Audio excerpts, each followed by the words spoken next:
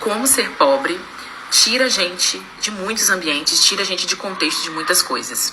Vamos pensar. Eu tenho 34 anos e até ano passado eu nunca tinha saído do Brasil.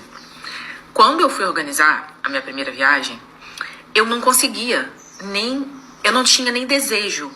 Eu não sabia o que sonhar, o que esperar. Por quê? Eu fui criada tendo tudo que eu preciso para comer, dentro dos limites, para vestir e tudo mais.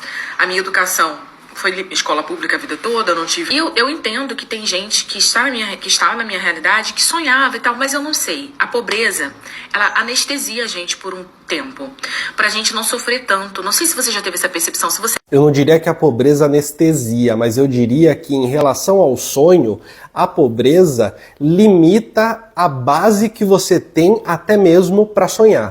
Oi, tudo bom? Eu sou Vinícius Siqueira do Colunas Tortas, sou mestre e doutorando em Educação e Saúde pela Unifesp. Aqui eu falo de análise do discurso e teoria social. Aquilo que a gente pode sonhar, que a gente pode querer, está diretamente ligado com a vida que a gente tem. O que eu quero dizer é o seguinte, né? Os símbolos que a gente tem, as referências que a gente pode sonhar, pensar em ter, elas são diretamente ligadas com as referências que a gente pode experimentar no dia a dia, seja lá como for. O que eu quero dizer é, para muita gente, o sonho é uma geladeira cheia. Para muita gente, o sonho é uma casa própria. Não necessariamente isso é uma anestesia, mas faz parte, de fato, daquilo que pode ser considerado um sonho quando você está numa situação específica em que, de repente, ir para a Itália não é realmente algo palpável. Não é nem pensável.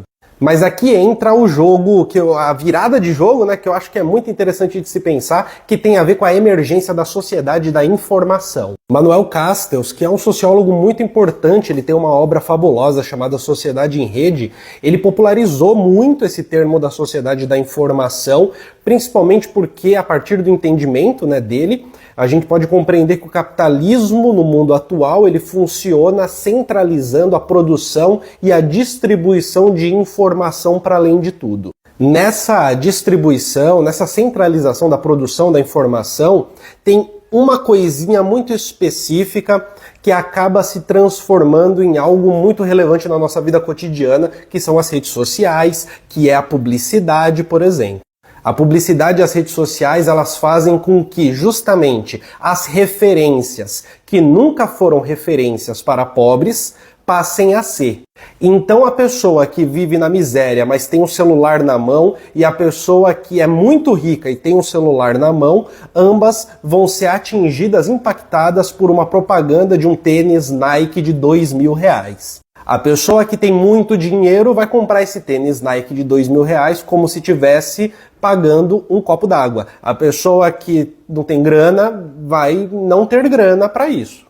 Deixa eu aproveitar e mandar um recadinho rápido. Participe da comunidade do Colunas Tortas. Tem acesso ao nosso grupo exclusivo do WhatsApp, em que a gente troca uma ideia sobre crítica social, teoria social, algo mais próximo, a gente se diverte junto e tem acesso a vídeos exclusivos e a todas as lives que acontecem aqui no Colunas Tortas. Assim você contribui para o canal continuar vivo, contribui para que eu continue fazendo esse trabalho e ganha acesso a elementos exclusivos só para membros. Agora bora continuar com o vídeo. Eu estou usando o exemplo do tênis da Nike, mas aí você pensa em qualquer objeto que possa ser consumido, né? Porque os objetos que podem ser consumidos, numa sociedade do consumo, eles tendem a ser aquilo que vão definir você enquanto pessoa digna, vai dizer Zygmunt Bauman. O pulo do gato é que hoje, tendo ou não acesso, grana, para conseguir comprar as coisas, você ainda é impactado e ainda vive numa sociedade maior do que aquilo que a sua classe social ou seu grupo social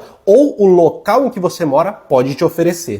Então, se a pobreza talvez fosse aquilo que limitasse os referenciais para se sonhar algo, talvez hoje ela é aquilo que, ao não limitar os referenciais do que você pode sonhar, limita a tua própria condição digna dentro de um capitalismo informacional, dentro de uma sociedade do consumo no bojo de um capitalismo contemporâneo.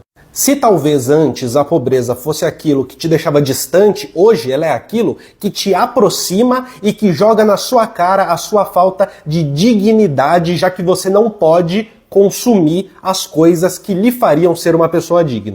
É nesse ponto que o coach de internet ganha um ponto. ganha ali um crédito, porque é justamente ele que vai dizer, você pobre, se você economizar 10% do seu salário, investir na bolsa, você vai conseguir comprar o Nike de R$2.000 ou qualquer outro objeto de consumo que possa ser um sonho. Porque agora a publicidade pode trabalhar com o sonho de qualquer pessoa. Ela pode trabalhar com isso, sem nunca prometer que ele vai ser satisfeito. Ou melhor, sempre prometendo, sem nunca prometer a satisfação em si. E delegando ao próprio indivíduo a responsabilidade de satisfazer este sonho que nunca será satisfeito. E, portanto, delegando ao próprio indivíduo o seu fracasso.